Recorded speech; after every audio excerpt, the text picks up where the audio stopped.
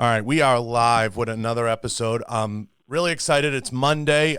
Fresh in from SCI, Safari Club International, and I have a really super guest on.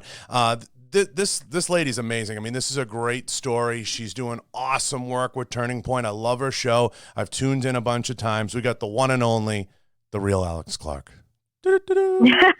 So this is awesome. It's so good to have you on, and just seeing your stuff, the energy, the fire, everything that you're doing is really pretty badass. So, how did you get to this point where you're doing all this cool work with Turning Point at such a young age and just kind of pumping out some crazy awesome content?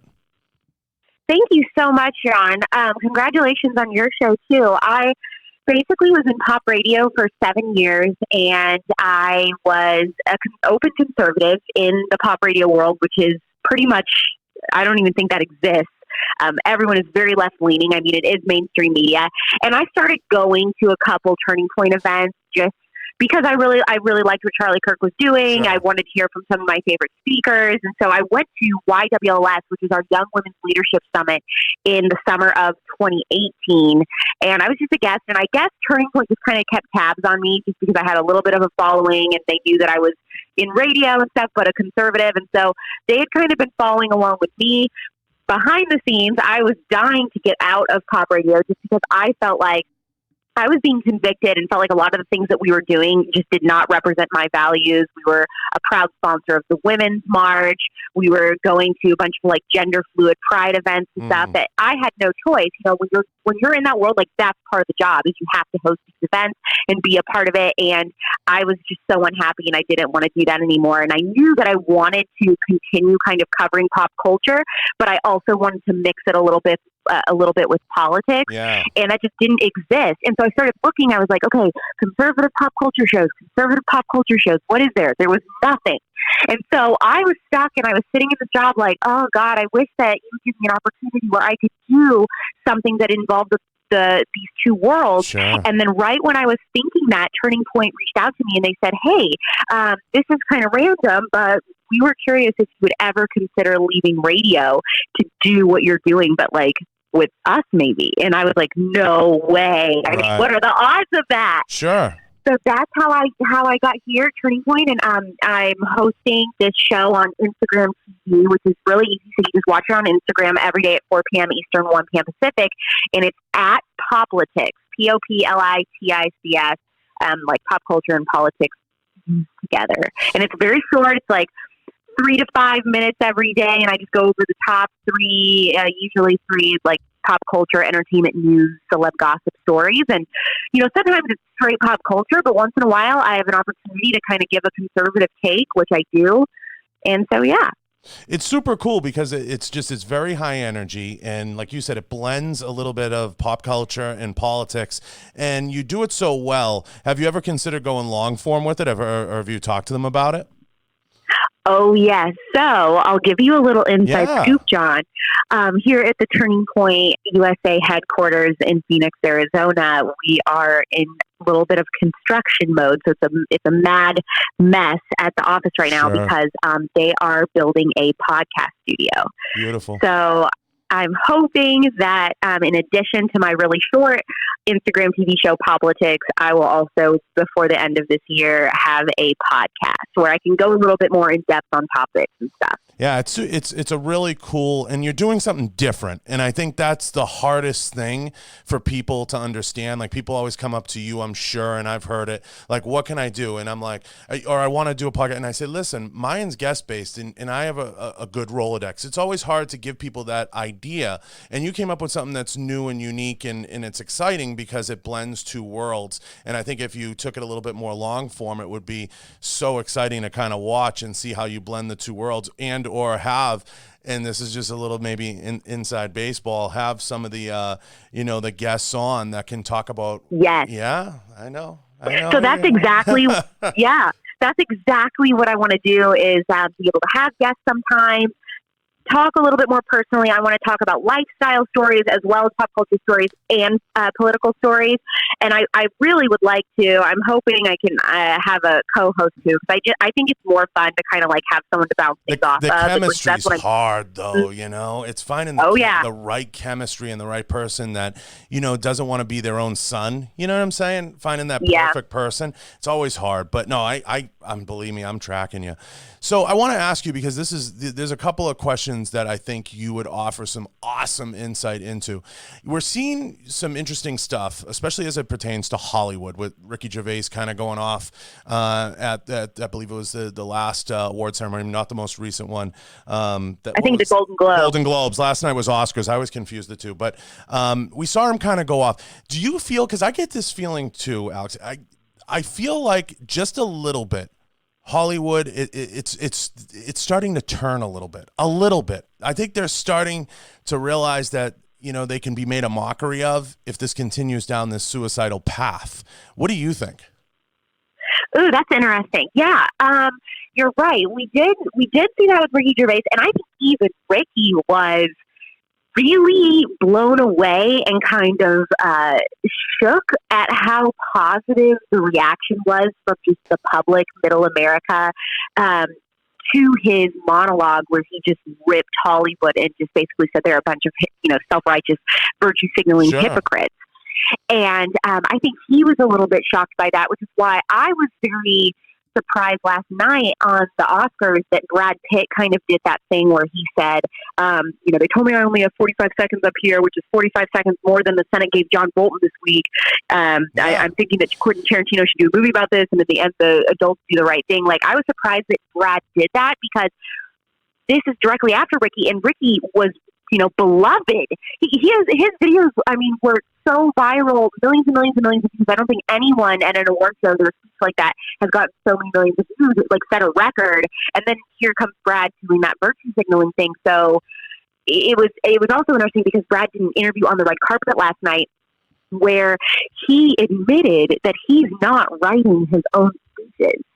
So they asked him, they're like, man, your acceptance speeches have been really good at these last couple of award shows. And Brad was like, I get really nervous when I have to do those. So I actually got a couple funny friends to help me out.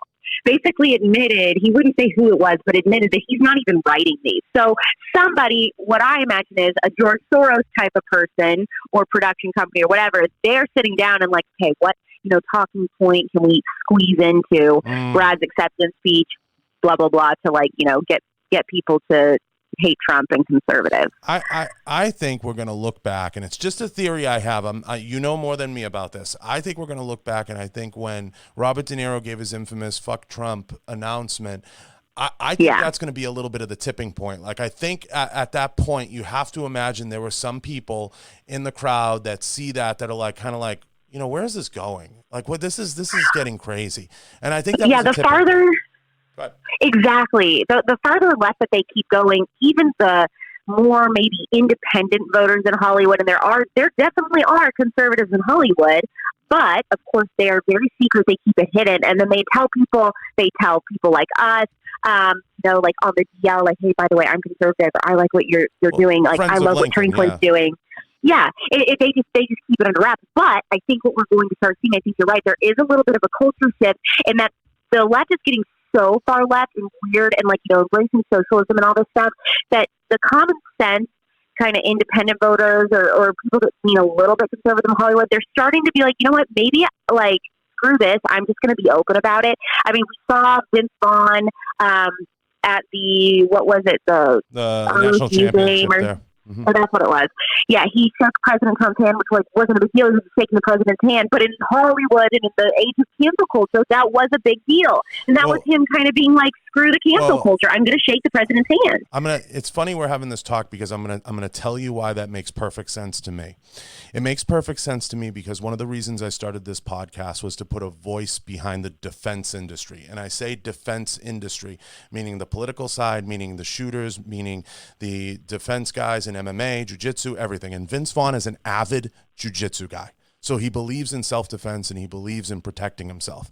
And I think that is the gateway drug to a lot of people that are supporters of the Second Amendment, are supporters of the Republican Party, because they believe in protecting their rights. They believe in protecting themselves. All of that is an extension of those things. You would not sign up and go and do something like jiu-jitsu if you didn't believe in self-defense. Believe me, it's not worth it. You'll go do something else. And you go look at other people that are notable jiu-jitsu guys, like Chris Pratt and other people out there. These are guys that are avid hunters, avid outdoorsmen. Now, one of the reasons, if you go look at my guest list on my show, they don't want to come out is because they're kind of guys that don't always want to be photographed with the gun or don't want to be seen.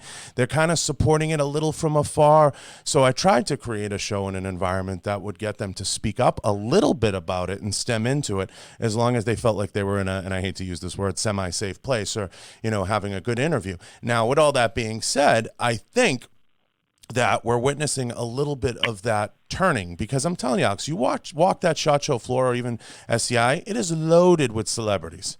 Loaded. Yeah. Everybody's there.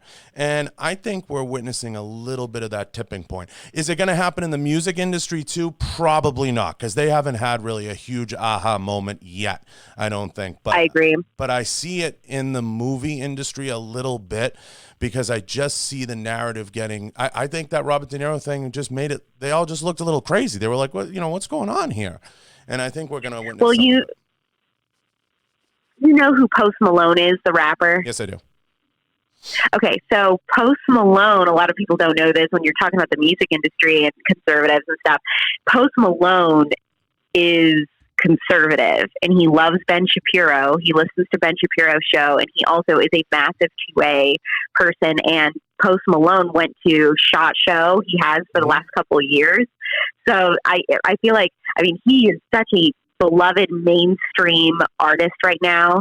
And you would never expect it, because he's also very open about like being super pro, like legalization of marijuana and stuff, which is not typically, I think a lot of conservatives now like don't really care either way on that, but that's typically not a conservative ideal. Yeah, it's not a platform to die on though either.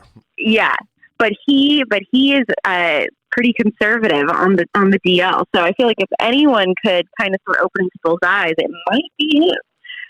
It's getting them to talk about it and creating a forum and a platform. And I think what you'll be doing, and I think obviously what's in Charlie's bigger plan, will be things that stem into that. But I think it's that less invasive approach of just, let's have a conversation and let's have a real conversation. That's something I always did like about Charlie. I liked that he just wants to have a conversation with people. I think that's very telling of what he's trying to do over there. And I really like that side of him where he's like, I'm just trying to have a conversation with you. And I always get a kick out of that approach. Yeah. And that's what we're trying to do. So the thing about politics is, you know, there's been a little bit of pushback that I've gotten from people on the right, just saying, why are you doing this show? Like, the left is who dominates pop culture. Like, they own it, leave it to them. It's not worth it. Like, conservatives shouldn't like pop culture.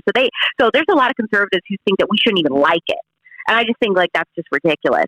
But, and so unrelatable, but also they just think like this needs more substance. It needs to be a more serious show. Why would Turning Point do the show?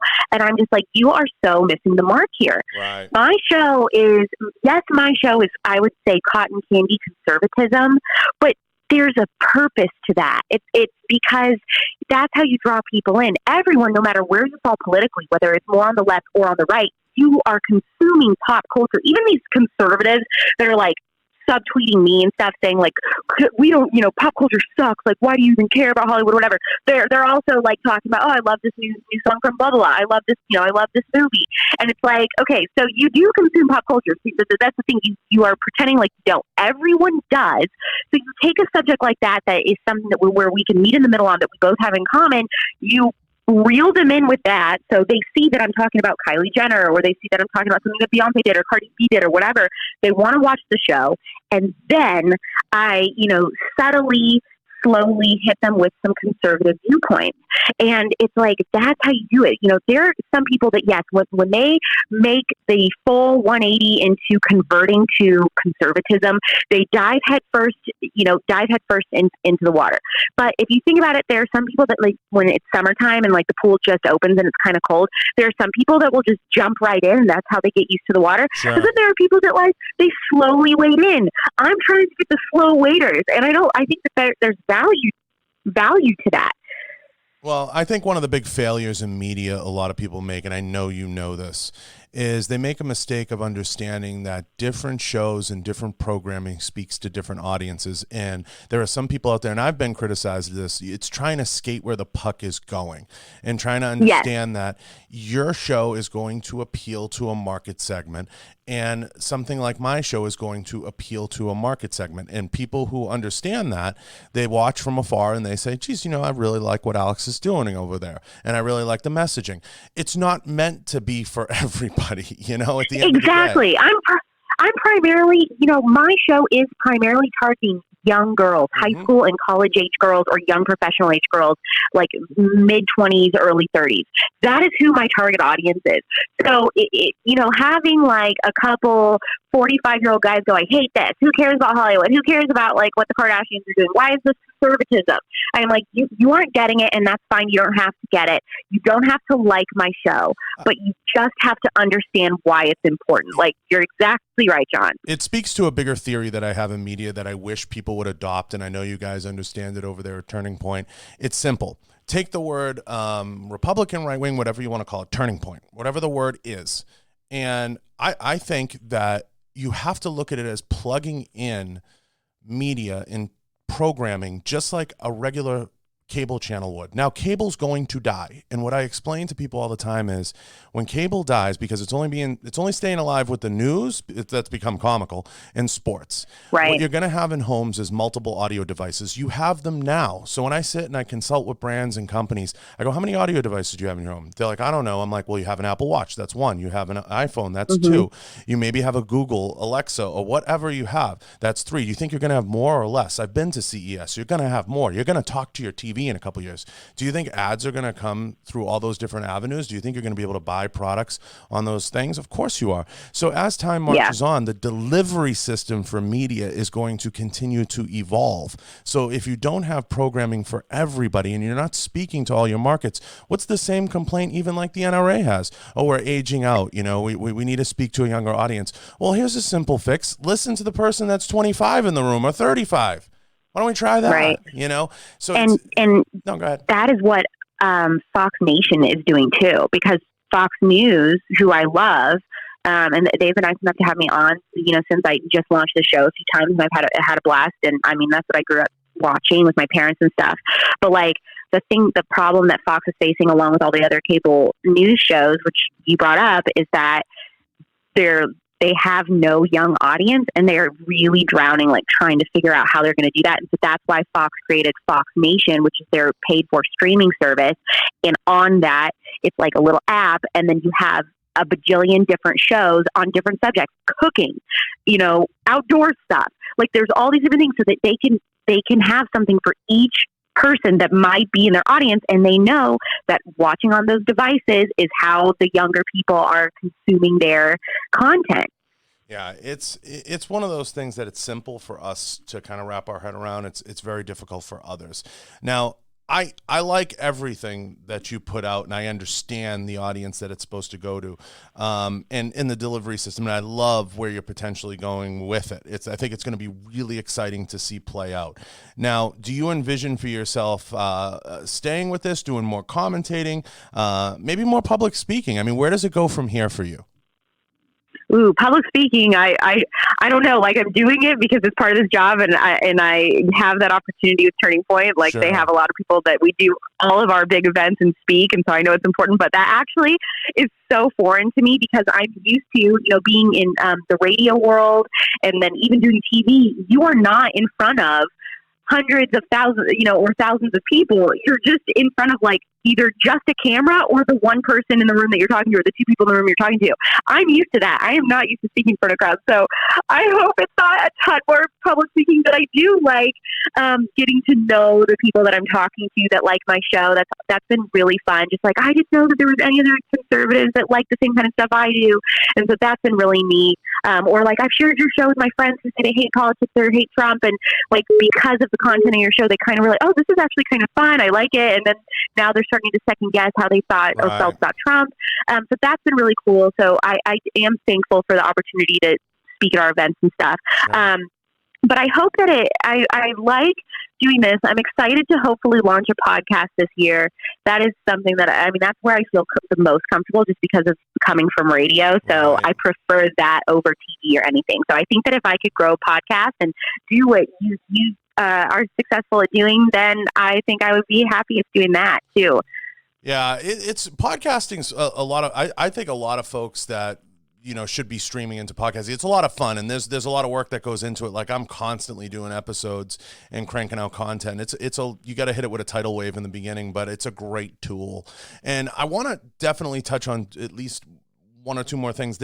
So you obviously have done a fantastic job connecting with your audience and developing this, and it's awesome to watch.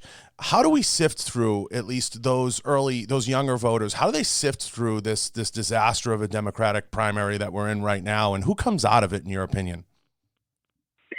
I've been watching this, and I just couldn't believe what was going on in Iowa. Cringe. And how it's such a mess. And I think that some young voters that are at least critical thinkers are looking at this being like, this is really messy.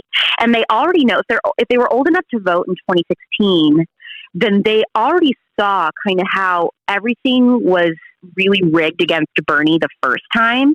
And now it still kind of looks like that. At least that's how I interpreted what was going on in Iowa. Right. And so I feel like if they're critical thinkers at all, then they have to be thinking, something doesn't smell right here. Right. And I'm praying that those are the people that say I don't like Trump, but maybe I'll vote for him just because everything seems really like a scam and rigged over here on the Democratic side.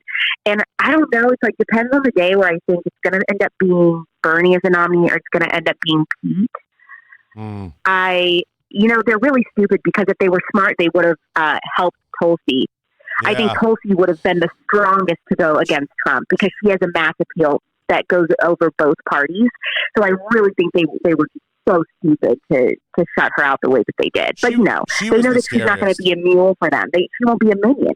Right. Yeah, she was for the deep state, I should say. Yeah, she was the scariest candidate. But the combination of coming out of the state she came out of and some of the messaging made it difficult to get the support behind her. Just the timing wasn't perfect for her. But you're right. It's a bit of a disaster from the outside watching it, and I never understood. I think Elizabeth Warren threw the biggest wrench into the whole thing, and I think if all things being equal, if it was just Bernie and Biden, I think Bernie would have come out of it in a dead heat very cleanly. I think she throws a giant wrench into it because she's all over the place. I mean, I grew up in Massachusetts. I grew up in Boston. I mean, she's a disaster. I'm shocked she gets elected there. I'm stunned. I tell my friends all the time, I'm stunned that she comes out of there, but there's nobody else. And this is the year that reminds me a little bit of the Bob Dole year in the Republican Party. There's just no one else. And they just have to throw everything up there and see what happens. If Pete comes out of it, he comes out of it probably the freshest candidate, But I think complacency is the biggest fear, right? So a lot of the guys I'm talking to on the political side, probably yourself included, and I'll get your thoughts on this. We just can't be complacent. The vote has to get out. It has to get out strong, and when this rolls in past the primary, it just has to be absolutely aggressive, and all hands have to pull together to make America great again. Absolutely. So and I'm speaking on behalf of myself, not Turning Point, because we are a 501c3. We say that we're conservative, but we don't identify with a party just because we can't, because of the organization we have. But Alex Clark is absolutely voting for Trump and supports Trump, and I'm very vocal about that. And my friends who are conservative, but they never ever speak about being conservative on social media or whatever, their main excuse for that is like, well, people, I don't like how people like will try to argue with me in the comments, or I'm scared I'm going to lose followers or friends, or things like that because I say that I'm conservative and that I'm going to vote for Trump. And my response is like, so what is worth it to you? Is it more worth it to have a couple extra followers on Instagram, or is it more worth it to, have a president in the White House that's going to keep it on the same pace that he's been keeping with, all of these policies that conservatives have wanted to be done for so long? No one's been able to do it until Trump. It's like you're going to give all of that up just because you're worried about like someone saying something a little mean to you in a comment on Facebook or whatever. Like, I just don't understand that. We have college kids all the time that say like, well, I'm just really scared to, be openly conservative on campus because I just feel like people are not going to like me or whatever. And I'm just like, what is worth it to you? I understand it's not going to be easy. It's never easy.